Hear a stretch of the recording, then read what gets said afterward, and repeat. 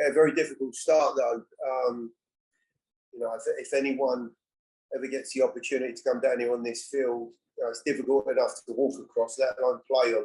It's one of the most compact turfs I've seen in a long time, and it made for a very, very quick game and looked troublesome underfooting for our guys early on. And you know, that goal within 6 minutes gave them a huge lift, of course. So terrific recovery. That we put ourselves into a better spot. You know, worked hard to stay in the game and find some rhythm and actually controlled some good periods without really creating much. And I thought we got a little bit of luck for that with the deflection from Hany. And then, of course, the second half looked a very, very competitive affair. And, you know, that added bit of energy and bit of quality. Annabelle's interchange with Dax in the midfield and then finding Hany was splendid. And, you know, you'd back Hany to score that first time round, but that added pace of Jacobs has found us the, you know, the finishing touch of the game. So terrific 3 points.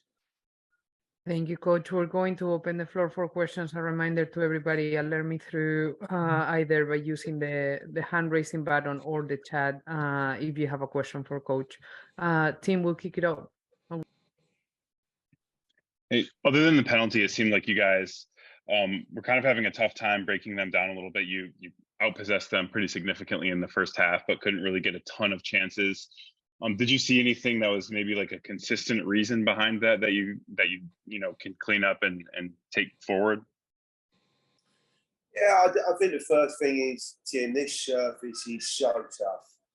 The bounce of the ball, the ability to just control and compose yourself on this surface. Everyone struggled with their footing. It just wasn't easy, and you know the adaptation for everyone was very, very tough. But to your point, I think they dropped off a little bit more than maybe they would have done normally because they went a goal up too early, and maybe their third game in a week there was, you know, a little bit of feeling in their minds if we could just contain this for a while. And to be honest, as you said, there were a few moments maybe they felt comfortable, but you know that breakthrough to get the goal again changes the dynamic of the game. And I thought the second half was a little bit more open for sure. Tim, feel free to ask a second question before we move on. Okay, yeah, Gary.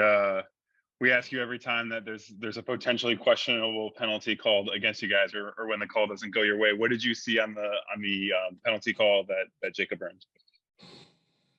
Yeah, like I said, I honestly thought when Hany got in on goal, as I'm watching it unfold, we're just waiting for VAR for the offside. You know, it felt that assured with him running in on goal. So I was, in that split second, I was a little bit gobsmacked that he didn't finish it off.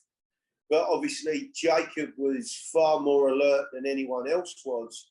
And as I said, you know, that change of pace that he's got can be so difficult for defenders. The ball's obviously bounced off at a difficult angle. They're both racing towards it. Jacob's turn of pace has got in there just before. If you go to ground inside the area, you run the risk that if you don't get the ball, then you get what you got, which is, you know, somebody with his pace gets there before you. And I honestly thought it was an out-and-out penalty. I've not seen it again. I saw it very quickly on a monitor on the touchline, but somebody's going to have to do a really good job of convincing me otherwise. Ben, go ahead with your 2 questions for the night. Yeah, Gary, a similar question. Fafa looked like he had a pretty decent penalty shout in the first half, and clearly the players around him were calling for one. Did you get a chance to look at that, and what did you make of that, I guess, no call? Yeah, are you talking about the one down by the dead ball line that he worked into I think it ended up in the side netting of the goal, if I'm remembering the right one. Well, again, we saw a replay of that. I think the big difference there, Ben, is, you know, yes, you do see penalties given for late challenges, but he's almost off the field. And I think if there's an opportunity for the officials to say, look, you know, he's really not out of control, but he's in a spot here where he's stretching for it. They're both going for the ball. Yes, the lad gets there before him, but he's almost off the field. Look, again, if he'd have given it, I'm not sure VAR would have overturned it, but he obviously decided at that point. I guess the question is, did that play into the decision late on? If he felt as though that one early on in the game might have been a penalty and he didn't get it right, then maybe the one at the end there was an easy one for him to call, as it was so, I thought, so in his face in that final moment.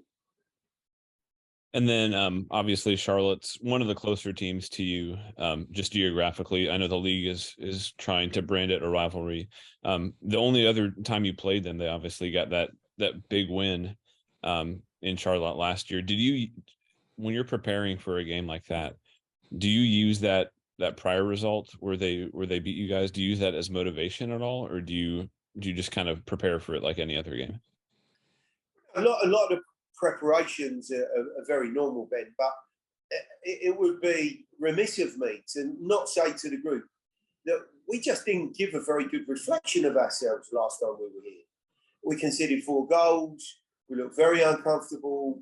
They absolutely pressed the life out of us that day, and they played very well and deserved the victory. And I think everyone needed to understand in our group that apart from anything else today, we needed to give a good account. The way we've been playing recently, the form we've been in, it's not going to be good enough to come here on a difficult surface, and just buckle. And I obviously couldn't have expected the way that the game ended up, a goal in the last minute. But one thing is for sure, the guys rolled their sleeves up.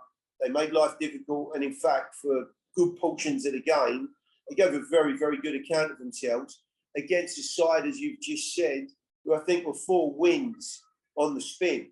They're in terrific form, very, very confident, and we're coming to their patch. So not an easy encounter by any stretch. So an absolutely fantastic win to keep them, in a little bit at arm's length for this stage of the season. Valer, go ahead. Yeah, Gary, this game was very physical and there were a lot of fouls on both sides. Do you feel as if this squad you have right now thrives in this sort of physical environment? And was there a certain gear that they reached today that you haven't seen before in terms of physicality specifically? I think they raised themselves to the challenge. I said to them after the game, look, if we're going to do well in this league, as we all know, you've got to be adaptable. You've got to be able to show different qualities on different days against different teams. And today was one of those days where it wasn't going to be pure. It wasn't going to be, complete control for us. We were going to have to dig in, show some fortitude. And the guys did that. Now, that gets even more difficult, of course, when you concede after 6 minutes. And it was a scrappy goal. It was an horrible-looking goal that really should have been dealt with. So to come from behind, I think, for the first time this season and win in this environment against this confident team who have improved remarkably, by the way. They're a good side. They've got some terrific assets up front, especially some real talent. It shows an awful lot of character in this group. And, they've been very, very good at finding the right balance at the right time. Today was one of them where they needed to stand up to the challenge. Any final questions? Yeah, just one more on Hany Mukhtar. He's practically played 3 90-minute games in a span of 7 days, 8 days. Any concerns there, or is he in a good physical health at this moment? If you ask Hany, he could probably play 3 games in the space of a day. He loves being out in the field. He thrives on the environment, on the pressure, on the intensity. There have been times before where I would have pulled him off. You would have seen that in the past. Maybe, put on a different forward because he has played that amount of time. But what he's looked like just recently is that he's still full of not just energy, but there's a spring in his stride. He's He's got that glint in his eye again. He sees that there's opportunities. He sees moments. Don't take me off. There could be a moment late on. I've often had that thrown at me as well. And I've got to tell you, I'm absolutely delighted I did it today.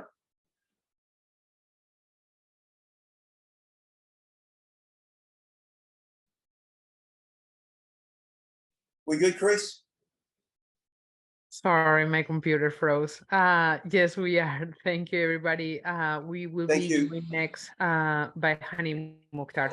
Thank you.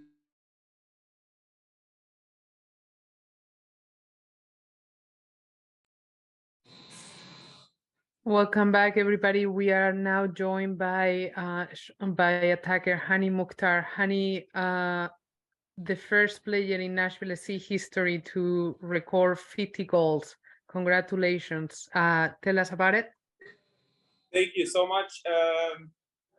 You know that for me, every goal counts, even if it's Open Cup or playoff goal. So for me personally, I have reached 50 goals long time ago, last season.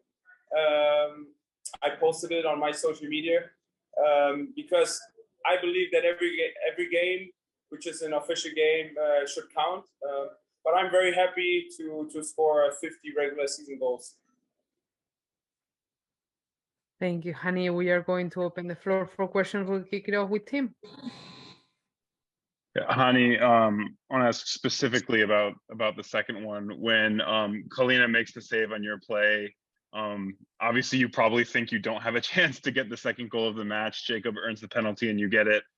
What was going through your mind as as the quick VAR check was going on and all that sort of stuff, and how I guess excited were you to get a second crack at that last goal there? Yeah, to be honest, I'm demanding these balls from our central midfield players all the time, and I'm in their head all the time. And I remember in preseason, I told Godoy and Dax to play these balls out of the midfield. And what really went through my head was I feel so bad for Godoy because this was an unbelievable ball, and I'm always on his head. I'm like, hey, you have to play these balls. You have to play. Probably I annoy him so much. And then when he plays these balls, I have to score. And that I felt so bad for him, but luckily that we got the penalty. And yeah, so next time I have to score for sure. Tim, do you have a follow-up? Yeah, this is y'all's first come from behind victory of the season. How good does it feel to get that under your belt, and does it give you confidence that not only can you guys win the ways that you have when you're just pasting people, but also you can play from behind and get a more hard-fought victory? No, I'm very proud of the boys. I think it was a very difficult environment. We have to give credit to Charlotte, how they play, and the fans, they support them amazing. It was really loud. I was surprised when they scored the first goal. I was like, wow, it's pretty loud. And yeah, I think we showed character, and that's what we have to be all the time. The game is 90 minutes. Of course, we want to start well, but even if we go behind in the first 15, 20 minutes, there's still enough time to change the game. And we changed. We showed it tonight. Was a good, for our mentality, a good game. We are going to transition to Ben Wright. Yeah, Hany, you guys are now unbeaten in the last 8 games. I mean, obviously a huge 3 points to pick up here. In the past, you've talked about wanting to be able to pick up results like these, rack up points during the middle part of the season, and really be able to challenge for supporter shields and for trophies. What does a win like this say about your ability to compete for trophies this season? Yeah, I said to the boys before the game, I said, like, these are the games you can show that you're a top team or not. We know that it's a difficult surface. We are not used to artificial. That's their home ground, and they train on this surface. We know that it will be a very difficult game. And then we have to step up and we have to show, okay, even though it's hard, we need to come out of these games with 3 points. And I think we showed it. I remember probably last year or 2 years ago, these kind of games we would have lost or we would have drawn. And yeah, tonight we got the 3 point. That was our goal. And yeah, we have to move to the next one. Do you have a follow-up? Yeah, and then for you personally, I mean, you're up to 14 combined goals and assists in the league at this point. I think if I'm doing the math right, it's your best start to a season yet. How, I mean, you've been putting up numbers like this for the past 3 years, but what about this year? Does anything feel different, or do you feel like you're just continuing what you did last year in 2021? Honestly, I just see these stats and all that most of the time after I achieve that. I am not like, I only concentrate in the next performance. You know, it's always good and you know, good to know, and it gives you confidence. But in the end, like I said, I think after 5 or 6 games, people ask me question. It's a very slow start for you and all that, and now all of a sudden, 13 games in, you know, I have the best start ever for me personally. You know, that's football. You know, you should never lose your head, and even if it goes well, you should stay humble and calm. And if it goes bad, you should believe in yourself. You know, I'm long enough in this business. I think this is my 11th season or 12th season professional soccer. So I know what it takes, and you know, you need to stay humble all the time. And work hard, of course. I forgot that. That's the most important in the end. You have to work hard every day. Valer, go ahead with your two questions. Yeah, Hany, I know Ben asked you about you personally, but as an attacking unit with the players you're playing with this year, obviously different than last year, different formation as well. What has changed, and do you feel like you have a little bit more room? Do you like this more, what's happening this year compared to last year? Yeah, this year I play more as a playmaker in the diamond. I like it personally. I played in my old club as a 10 in the diamond. Gives you more freedom. You can come more towards the ball. You touch more balls. But in the end, I don't care where I play. You know, I want to be successful, and as long as I'm successful and the team is successful, you know, I play wherever. And really quickly on, we saw you after the first half talking to the referees about the situation that happened towards the end there with the penalty. What did you see from that, and what were you saying? I guess what was the conversation there with the refs? I just reminded him, you know, like especially Fafa is a player who get fouled a lot. You know, he has to protect him. You know, I think the ref did a good job. I'm not going on him or something. I just said in a calm tone. I said like, hey, like, you need to protect our players. You know, I had the armband this game, so I feel responsible to tell to the ref that he has to protect all of our creative players. One more question before we let you go, Hany. As we prepare to transition now into Miami on Tuesday in the US Open Cup, how do you prepare? How does the team switch mentality and gears into that game? I saw a couple of players and we were already in ice bath. We have to recover tomorrow, cryo or recovery boots. I think that's very important, and yeah, it will be. I mean, it's a quarterfinal. It's the fastest way to win the trophy, and we have to take that serious. It's a big opportunity for us. So yeah, we'll be very exciting. Tonight we can enjoy the victory, but from tomorrow on we full focus on our next game. Thank you, Hany, and congratulations. Thank you. Thank you, guys. Thank you, guys. Have a good night. Hey, Hany.